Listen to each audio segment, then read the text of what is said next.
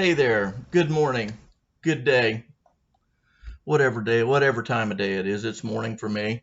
Listen, I wanted to share some of my recipes with you. I've entertained folks from family members to local dignitaries, and everybody says, Jim, you really cook well, and people are forever asking me for my recipes. I've been reticent to give them out because, you don't give out your recipes. But I thought it was about time to share what I know. And today we're going to be making old milk biscuits. Now, old milk biscuits are kind of like buttermilk biscuits, only you're using whole milk. Really, what I do is when I get down to maybe just a little bit of milk in the bottom of the gallon, I consolidate that, and it literally sits in the back of the refrigerator. Now, some people would stub up their noses and they would say, oh, no, my gosh, that's gross. Well, I wouldn't drink it, but if you're worried about bacteria, everything dies at 210. All right, when you go to a restaurant and they wash their dishes, they either use chlorine, usually in the form of bleach, or they use a dish machine, and that dish machine has to get up to the temperature. The water has to get up to the temperature of 210 degrees because that's just above what it takes to kill almost any form of bacteria. Well, we're going to be cooking at 475 degrees, so that mitigates anything. Now, here are the advantages. You get the advantage of the buttermilk flavor without the disadvantage of, when you buy cultured buttermilk, excuse me a minute. When you buy cultured buttermilk in the grocery store, it's usually low fat. Well, anybody that's ever done any cooking in the world knows that fat is just flavor. So literally what you do is you get the advantage of the extra flavor of the milk. In the old days, excuse me, now I'm going to have to wash again. In the old days, people used to take milk curds, which is all the milk fat that dries up after the water evaporates out of milk, and they would throw that in their recipes. And I mean, that's exactly the same thing that we're doing, only we're not evaporating the water. So what we're going to do is we're going to use old milk. We're going to make old milk biscuits, and they're going to be wonderful. We make ours around here. We make them cat head size, and so we literally call them cat head biscuits. And I'm looking for the cup that I used to cut those out with, and I don't see it. So bad on me. I'll figure it out as we go along. So anyway, here's the thing. In the South, Old South, nobody wasted anything. So if you had old milk, in fact, I'll tell you where I came up with the idea of old milk biscuits. My grandfather was a Cherokee Indian, and he grew up in Alabama. You say, are there Cherokee in Alabama? Yeah, I think they call them Creek because they were Cherokee Indians and they put their camp or their reservation along some creek, so they called them Creek. But anyway, I would go spend the summer with him. He lived in a house in a little town called Dunellen, Florida. Now, Dunellen, Florida, if you've ever seen Tarzan, that's where that movie and that TV show was filmed, near a place called Silver Springs. Now, that was the place that had the glass bottom boats, and it was very tourist trappy, but it was something to do before the mouse came to Florida. But anyway, when I would go spend time with him, and one of the things he would do so that he could make me breakfast every morning was he would go to the store and he would buy a gallon of milk. And he would take that gallon of milk. It's the funniest thing. He'd take that gallon of milk and he'd leave it on the counter. He never put it in the refrigerator.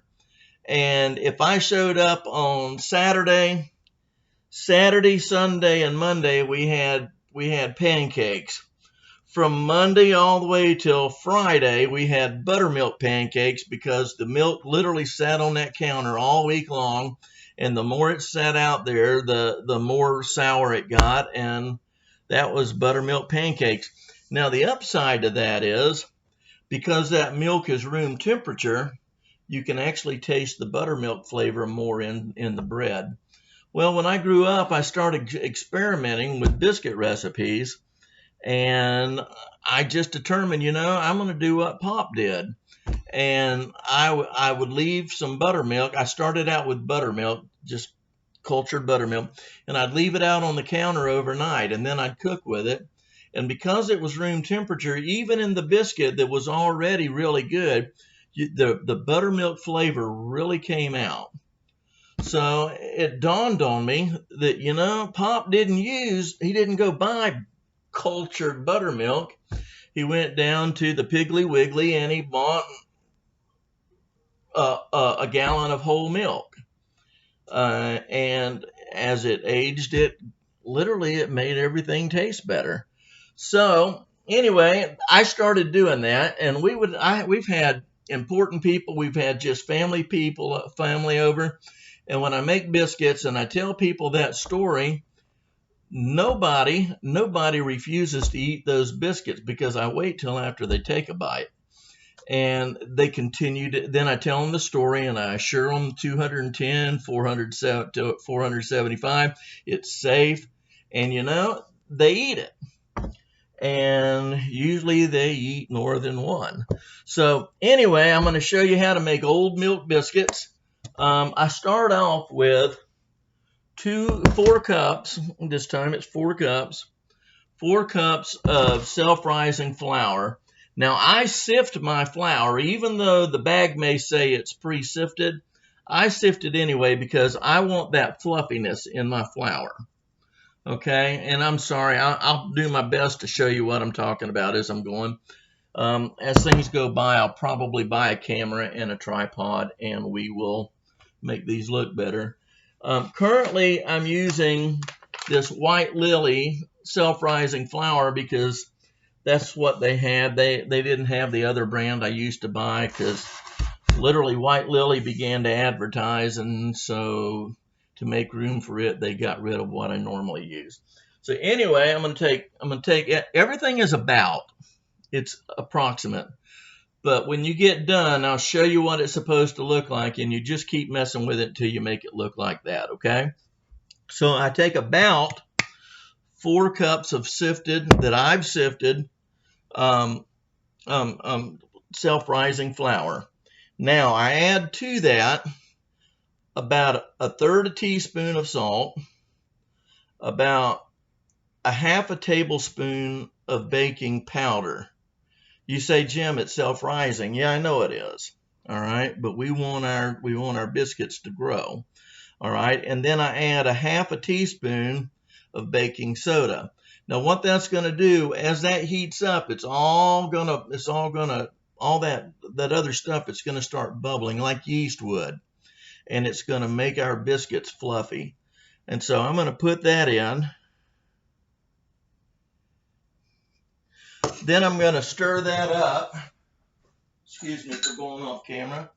Then I'm going to whisk that up because I want that all mixed together.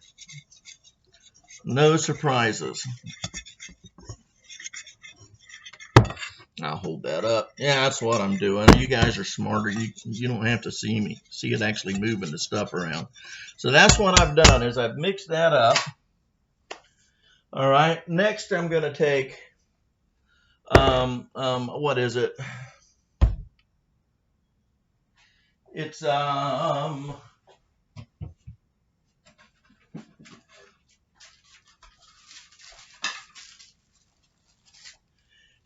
cup of butter flavored Crisco. I buy them in the sticks because I don't use that much, but when I use them, I need to measure them. In times past, I just bought the cardboard Crisco thing, and I'd dip my hand in there, and I'd sling it in there until it got what I thought I wanted in there. So maybe a little more than half, 1/2 cup of this butter flavored Crisco, and I'm going to just tear it up in there. And,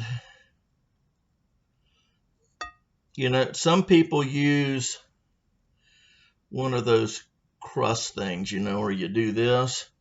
I just use my hand. I get my fingers in there. Let me see if I can get this to poke down a little bit. Yeah, I just get my fingers in here, and this is literally what I'm doing in there. And I'm just mixing that up. It doesn't have to be all gone because you want the little pea-sized butters in there. And I just mix that up like that. Doesn't take long.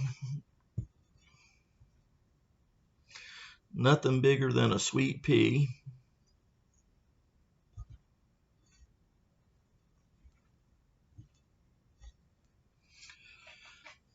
Then I stir all that again just to get it all. All right, and then the next thing I do is I put a little hole in the center of my dough. Here's all my dough around here, and in the center I make a cup, and that's where I'm going to pour my old milk, about 2 cups. And honestly, if it turns out to be too much, I'll add more flour. If it's not enough, I'll add more milk. And I don't use anything. I just use my hands. And you really want to be tender with this. You don't want to manhandle your dough anytime you make anything, because it makes the dough hard. So I'm doing that.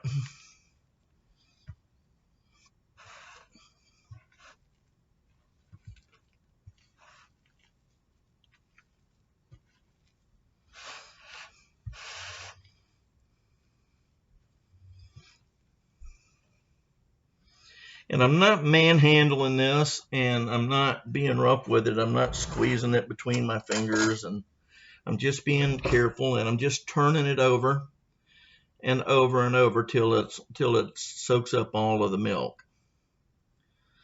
All right. Now, about this time, I'm going to reach over and I'm going to turn my oven on 475 and let it warm up.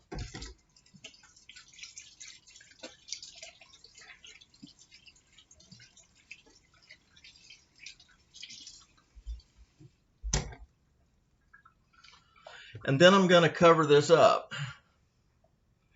And I'm going to let it set for 10 minutes. So I'm going to try to pause this video and come back in 10 minutes. Let's see what happens. So listen, pour yourself a cup of coffee. I prefer my coffee pert, not dripped. Pour yourself a cup of coffee. Sit back and enjoy the next 10 minutes.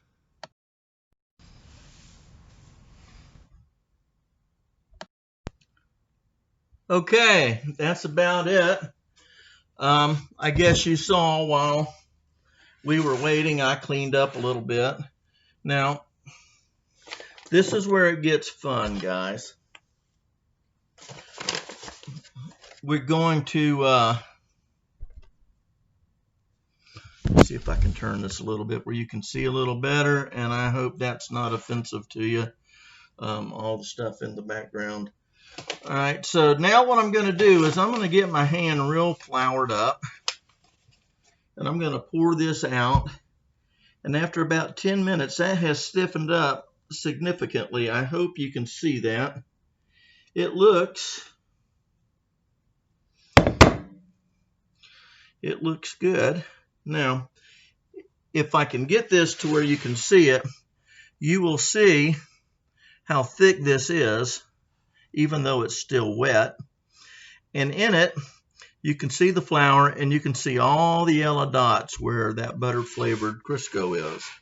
You can use butter. A lot of people do use butter, and that's perfectly acceptable. But I find that I get better results when I just use the Crisco, because it's not so, the melting point is high, is low, but it's not as low as the butter. So you get the pea shape. It stays steadier, stays more, what's the word?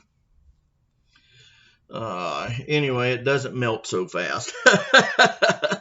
So I'm just going to roll this out a little bit, and I like my biscuits thick. So that's probably a little too thin. I was going overboard to show you what I was doing. All right, so if you can see that, I hope this shows up better on the video than it does on the screen. But anyway, so I've got that about 3/4 of an inch thick, and that's about right for me. And I'm going to use this tin, and I have pre-greased it with the butter Crisco. A lot of people, they use a paper towel. I just dip my fingers in there. If you're going to cook, get your hands in it, right? And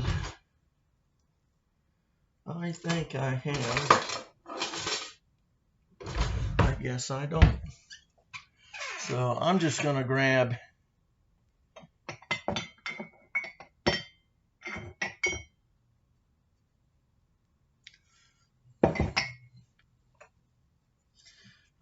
this one. And here's what I'm going to do. I'm going to start around the edge, and I'm going to push this cup into this biscuit. You don't want to twist it. If you twist it, what will happen is you will seal off those edges, and the biscuit won't be able to rise. So also, the more often you get it in the flour, the easier it is for the biscuit to come loose, like that. So that's what I'm doing. I'm handling it pretty carefully, and I'm putting it, because I'm using this round tin. Usually I make more biscuits and I use a big cookie sheet, sorry. But I'm using this round tin. The biscuits are not going to rise and have the crispy crust like some people like, but they are going to rise. In fact, they'll rise a little bit more because they're pushing up against each other.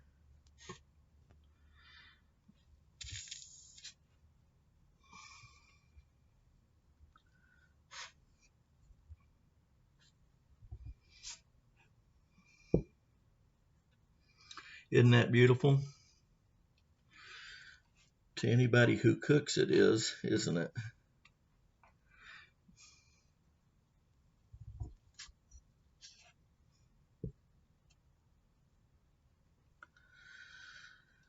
All right, so just like that, that's 7 biscuits.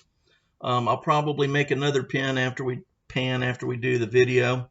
But anyway, we're going to put these in 475 for about 15 minutes, and then we're going to look at them. So let me stick these in.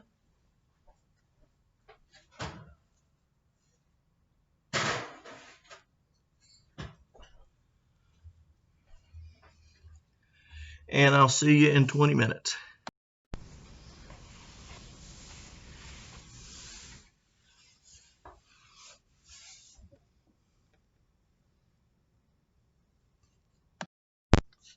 Okay, guys, and that was it. And this is what you get.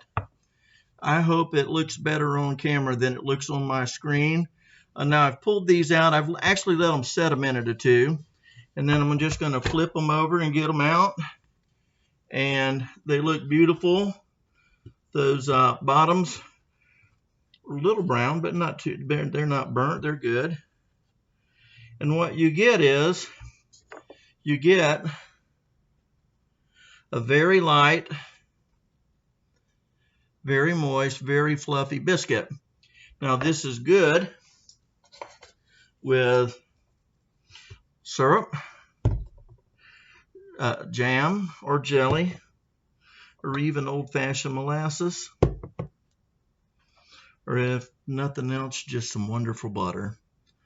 And that's how that goes. And then we put them in the South, we put them in one of these things because that's what Mama did. Little doily in the bottom of it. And, oh man, that's scrumptious. That's perfect. You can put that in there. This lid has a thing to keep your bread from getting too moist as it sweats. Open it up. And that's how we would serve that on the dinner table. Now, the wonderful thing about Southern cooking is none of it is difficult. Let me put this back. Sorry about that. The wonderful thing about Southern cooking is none of it is difficult. It just takes a little time and a little patience and a little experience. But what you do is you take these flavors that when someone puts it in their mouth, it literally infects the flavor, infects the whole mouth. You get the salt, you get the sweet, you get the tart, you get everything. Every bite is a piece of joy just waiting to happen. The reason Southerners do that, number one, because it's simple cooking, and simple is better when you're busy or when you're poor. And but the other thing is, in the South, if you've ever been to the South, you know that the pineapple is the symbol for welcome. Now, pineapples don't grow in the South, but a pineapple is, once you put it in your mouth, is absolute flavor. And Southerners equate that good food with warm feelings. And everybody that sits at your table is family. Everybody that comes to your home as a guest, they're family. And that's the Southern culture, and that's what Southern food's all about. I hope you enjoyed this video, and I hope it inspires you to get in the kitchen and make something for the people you love. Bye-bye now.